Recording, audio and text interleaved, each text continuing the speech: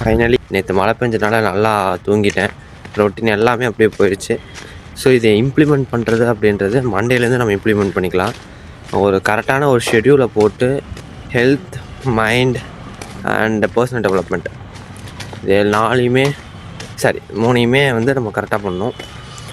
So அப்போ guys so finally college முடிஞ்சுது. இன்றைக்கி வந்து எப்படின்னா இன்றைக்கி எல்லாம் கிளாஸ் நடந்துச்சு. யூஎம்எஸ் நம்பர் அப்படின்னு சொல்லி அது ஒன்று கலெக்ட் பண்ணிட்டு இருந்தாங்க. ஸோ அப்படியே காலேஜ் போயிடுச்சு, அப்படியே கட் அடிச்சு அப்படியே போயிடுச்சு. நாளைக்கு நமக்கு க்ளப் இருக்குது. ஸோ மண்டேலேருந்து நம்ம ஸ்கெட்ச் போட்டு கரெக்டாக மூவ் பண்ணிடலாம். நம்ம ஏதோ ப்ராஜெக்ட் பண்ணணும் அப்படின்னு யோசிச்சுட்ருக்கேன். பட் கான்செப்ட்டும் மாட்ட மாட்டேது. லேப்டாப்பும் புதுசாக வாங்கணும்.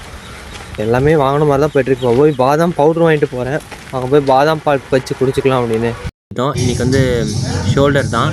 இவர் பயங்கரமாக எல்லாம் ஒரு எனர்ஜெட்டிக்காக தான் பண்ணிட்டு இருந்தார். நம்ம தலைவர் தான் மற்றவருக்கும் அதை எப்படி கரெக்டாக பண்ணணும்னு சொல்லிட்டு இருந்தார்.